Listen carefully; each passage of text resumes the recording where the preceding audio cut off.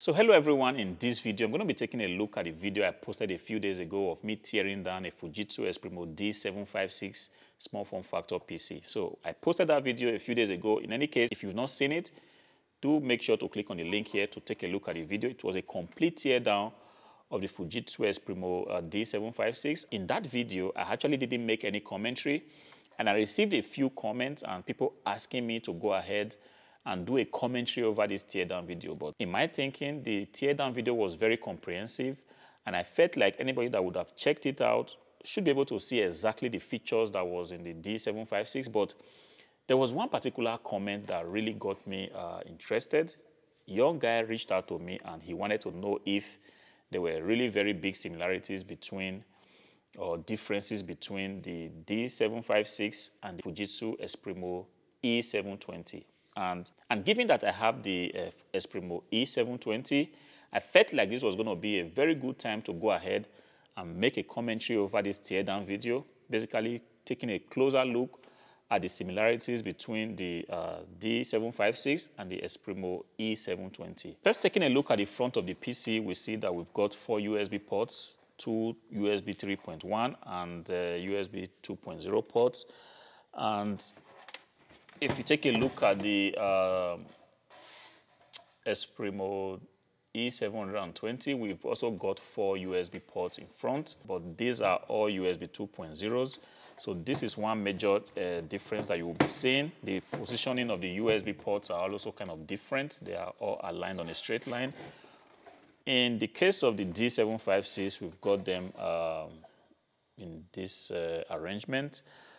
But in any case, every other thing stays the same. We've got the headphone and the microphone jack also in front. And going to the back of the PC, we can easily see that behind the Esprimo D756, we've got 2 additional USB 3.1 ports. We've got another USB, 2 other USB 2.0 ports behind, so giving us a total of 4 USB ports behind the PC.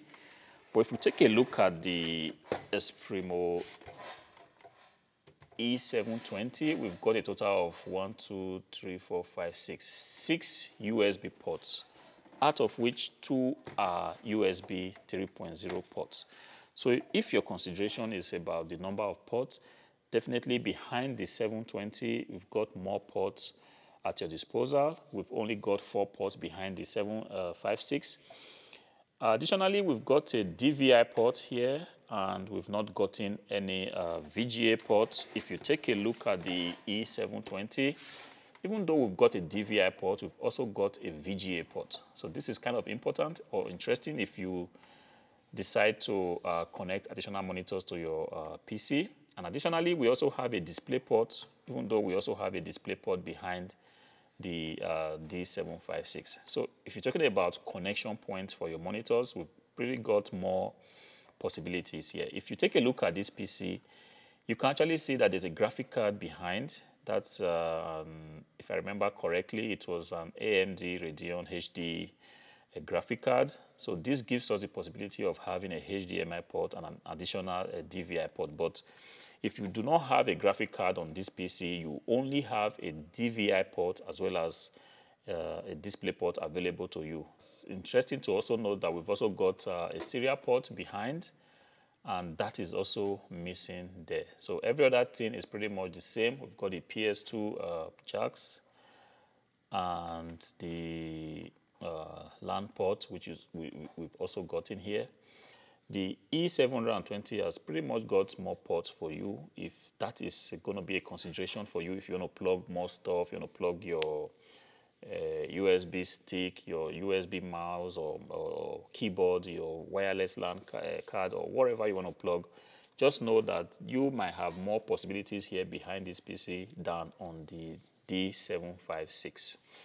So now the video goes further to me opening the PC, and if you look at actually the way this PC is opened, there is a lever on the top of the PC which you have to push up and then slide the PC to yourself. This is pretty much the new opening method for the new Esprimos. The D756 has this opening mechanism, and the D556, if I also remember correctly, also opens this way. But the older generations of the Fujitsu Esprimos, talking about the E710, the E720, the E910, these are all PCs that opens this way. So in the D756, we had to open the knob from the top and then slide the PC. But this one, this is what we have to do. We have to push this lever to the right side and thereafter push the front cover also to the front. This particular one now is pretty much a little bit difficult to open up, but I'm just going to slide it that way. All right. And then the cover goes out like that, just like you see here.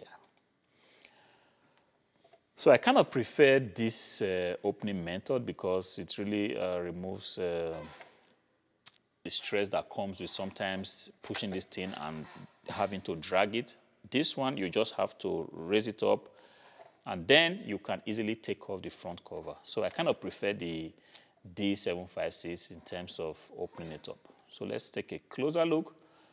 Very good. Now the view of the inside of the PC, we can immediately see some major differences. First of all, this having to raise the top head like this is no longer possible. On the D756, everything is basically just fixed, except that which we'll see much later, we can actually still raise this, but it's pretty much smaller than it used to be. If you take a look at the E720, it's pretty much, you raise everything and then you have access to the motherboard area. The positioning of the CPU has also changed.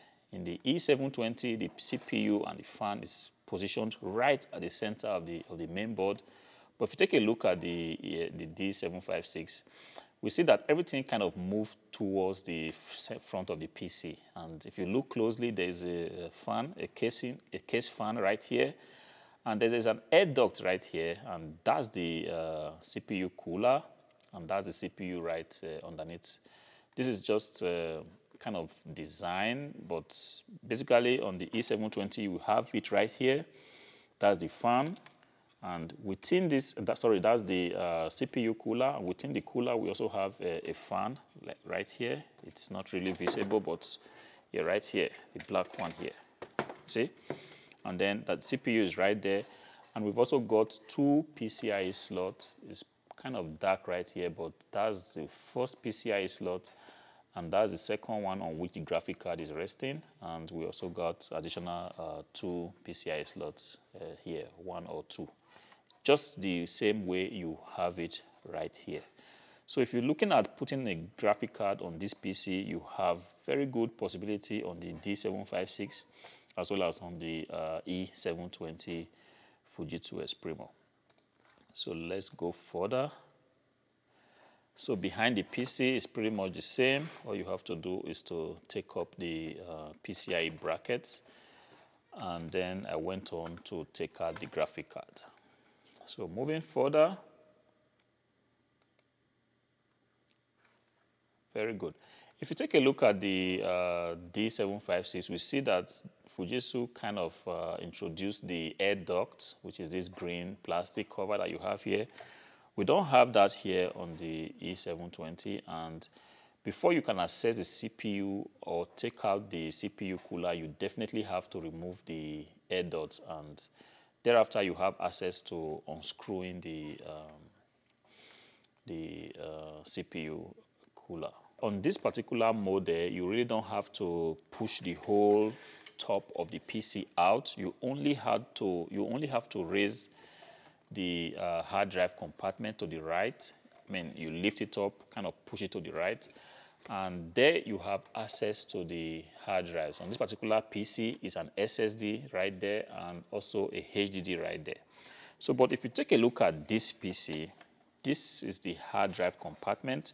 You actually have this green rails that helps you mount the hard drive. If you're talking about a 3.5-inch HDD, this you can easily mount on this point. And you can also go ahead and mount a 2.5-inch SSD or a HDD right there. You have options to either use a mounting bracket or just put the SSD and screw it. I've got a number of videos of me upgrading a Fujitsu Esprimo PC, and you can actually see exactly how I fixed the SSD on this particular point. But right here, we've also got a possibility for you to insert a 3.5-inch hard drive here. And there are screws on the side to enable you really screw that on. And on this PC, I can conveniently install 2 hard drives. If I see, yes, exactly, 2 hard drives, 2 SSDs, or 1 SSD and 2 HDDs. So one comment I also got was this person had asked me if it was possible to mount a third, the second HDD on this D756.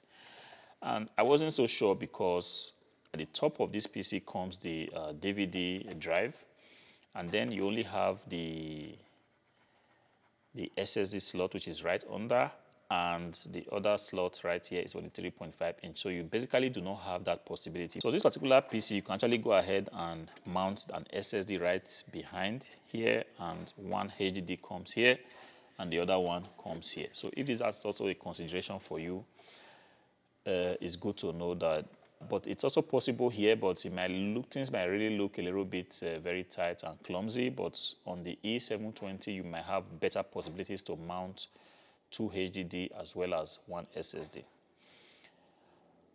So I actually went ahead to take out the SATA cables and the power cables, and if you take a closer look, you can immediately see that we've got 3 SATA ports on this main board. This is also a limitation because with 3 ports, there's really not much you can do. One goes to the DVD drive, one goes to the SSD in this case, and the other goes to the HDD. But if you take a look at the Fujitsu Esprimo E720, we actually have 1, 2, 3, 4, a total of 5 SATA ports. This kind of makes things more interesting because we can actually put in 2 HDD on this system, 1 SSD, and still have a possibility to connect your DVD drive. So on this particular main board, we've got more possibilities. And moving forward, all right, taking out the processor cooler is pretty much the same. You just have to unscrew the 4 screws that holds down the cooler, then give it a little push and it comes out. If you take a look at this, there's no fan integrated. I kind of imagine why this is so, because the CPU is pretty much close to the front of the PC where you have the casing fan. So in any case, this delivers really good air to the cooler.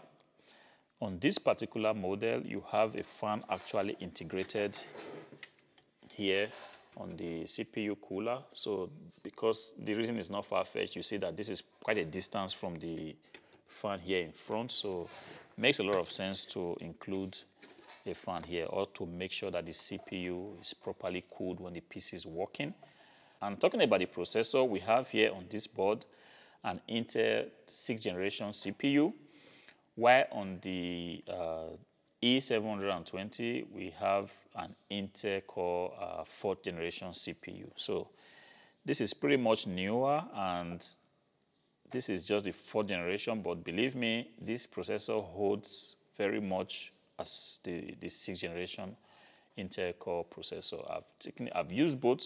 Presently, my PC is an Intel Core i5-6500 CPU, but I've used this E720 forever with an Intel Core i5-4590 3.3 GHz processor, and believe me, this PC is pretty much fast, in my opinion, even faster than this 6500 Intel Core i5. But the thing is, to be extra sure, I'm going to be running a benchmark on these 2 processors so I can give you real experimental data on the performance of this CPU. Hopefully, I'm going to be doing that video still this week. I'm going to be posting it here so that you can actually take a look and see for yourself that even though this is a 4th generation Intel Core i5 processor, it's still very much valid, or still very much relevant, can hold all your tasks pretty much decently. And if you've got an 8 GB of RAM or 16 GB as the case may be, definitely you shouldn't have a problem with any of your basic tasks. So I took out the processor and basically kept it on the side because the teardown was just developing. Let's go for that. That's the processor. It's an Intel Core i5-6500 CPU, like I said.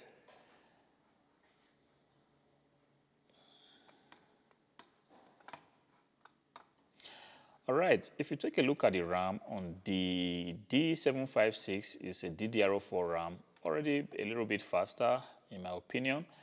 On the E720, you have a DDR3 RAM. It runs with a DDR3 RAM, and this is an 8GB DDR4 2.400 MHz RAM, and unfortunately, on this particular one, we've not got a RAM stick, but definitely this is a DDR3 slot for the RAM.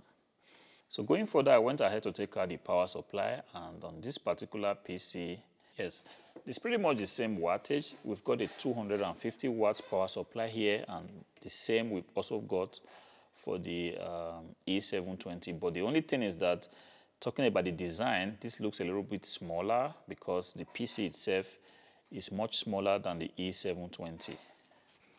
So the PSU here is pretty much longer, but at the end of the day, it's kind of got the same connection points, the same. Let's see if I can bring this out quickly. You see, and it's kind of the same, making it just only a design issue, and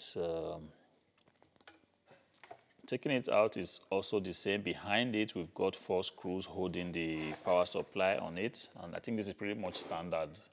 We've also got 4 screws there, and shouldn't be, it's not really much of a difference there. And that's it. Like I said, smaller, looking more compact, but it's also a 250 watts power supply, just like you have here. And now, taking a look at the main board, the first thing that comes to mind is that this shape is pretty much different. You see, all along, we've always been having motherboards with square shapes, and this is the first time, someone correct me if I'm wrong here, but I think this is the first time I will see something like this on a Fujitsu Esprimo PC. And taking it out also was a little bit tricky. At first, what I went ahead to take out all the screws, and then I thought I could just lift out the main board, only for me to realize that even though I had taken out all the screws, I still couldn't get at the main board. At first, I tried to force it, but then I realized that behind this PC were additional screws. If you take a close look here, if you take a look at behind this PC, you see that there are 3 screws holding the main board behind. And you have to actually take out those screws to be able to get access to the main board. You see, the main board slides out of the casing from behind the PC. This is not the regular way it is on the older models of the Fujitsu Esprimos, where you only had to take out the screws and then lift out the main board. So this particular case, the main board, everything slides out of the PC, the casing from behind. And you have to be careful because it was a little bit tricky for me because I had never ever worked on this PC. I didn't open it one time until this teardown video. And even before the teardown video, I didn't even take a look at behind the PC. I felt like, okay, main board is in. It's just a case of you taking out the screws and bringing it out. But then realized that even after taking out the screws, you still had to take out the screws behind. That's the main board right there. It used to just be the main board resting on the chassis of the PC, but this case we got an additional panel like underneath the main board, which isn't hard to take out. You only need to slide out the main board from the panel, and that's the panel right there, and that's the main board. So taking a look at the main board, it's also a little bit bigger than what you have on the E720, but the fact that it's bigger doesn't put in anything extra. It's still got regular power supply, the what do you call it, the CPU. I think we've got possibilities for 1, 2, 3, 4 RAM slots, just like you also have in the E720. We've got PCIe slots, so that it's a little bit bigger. Doesn't really bring about so many differences, because everything that's possible here, we also have it right here. So in any case, at this point, I had already broken down the PC. It was now time for me to go to the hard drive area. And like I said previously, this is the SSD. It comes out from right under the PC. If you take a look at the, pause it, take a look at the E720, the SSD stays right here. So it's possible also on the D756 to take out the SSD compartment, which is kind of interesting because then it makes installation a little bit easier. So if you have to screw in the SSD, you don't have to keep fighting. You can just bring it out, screw on the SSD, and thereafter take it back. And then that's the hard drive. Like I said, on this E720, we have the traditional mounting rails from Fujitsu Esprimo. And on this D756, we've not got any mounting rails. The hard drive only needs to go into this slot, and you have to hold it down with 4 screws. So if you decide to use the 3.5-inch slot right here under the Esprimo E720, then you will need to use screws also to hold your hard drive in place. But if you decide to use this part of the hard drive, the 3.5-inch compartment, then in this case you will be needing the Fujitsu mounting rails. Kind of easy to take out. All I needed to do was to unscrew it and then slide the hard drive from the front of the PC, just like you see right there. See, that's it coming right there. Beautiful. We're pretty much done with disassembling this PC. The only thing that was left was I tried to take up this thing. It wasn't possible. It's the same mechanism, the same permanent screw that holds this front head on this PC. It's actually possible to take it out here, but you may actually need to destroy some of the brackets to be able to get hold of this top and just lift it out. But on the D756, it wasn't possible. It's pretty much rigid. So now, moving to the front of the PC, it was now time for me to take out the casing fan, which is also the same. There was no screw, just some rubber holder holding the fans in place, and it's kind of almost the same. If you take a look closely, you see that although this one has a more solid plastic mechanism holding the fan in place, this is just some little rubber that's may cut over time. So the fans pretty much the same plugs, the same 4 pins. This is kind of typical with the Fujitsu Esprimos to plug in like this. So that's exactly what you expect if you get a D756. This is it, and this is what it looks like having a Fujitsu Esprimo E720 PC. So like the young man that wrote me wanting to know if it was necessary to upgrade to the D756, in my opinion, I would say if you've got the money to do that, definitely consider it. But if you low on budget and you pretty much want a PC that's pretty much solid, I can confidently say that the E720 can still perform excellently well on whatever task you throw on it. Only be sure to have a good SSD and have a minimum of 8 GB of DDR3 RAM, and definitely should be fine if you are just a regular user, which is going through your Facebook, normal Instagram, Microsoft Word, surfing the internet, and just basically using the PC for daily use. But if you are thinking of maybe working on a little bit video editing where DDR4 RAM might be of more interest, so then you might want to consider the D756. But if you're just a basic user of the PC, which is Microsoft Office, Facebook, YouTube, regular usage, you can pair this PC with an 8 GB of DDR3 RAM and it will hold conveniently very well. So one last thing that we see here is that on the D756, we pretty much see that the front blend looks a little bit different. If you take a look at the E720, you can see the difference. We have this red trimming going all the way to the other side of the PC, which is starting from here and going all the way to the left side. While on the E720, we've only gotten the red design or the red plastic just on this side. So, and it also looks a little bit smaller and kind of more interesting. So basically, the design of the D756 pretty much outsmarts the E720.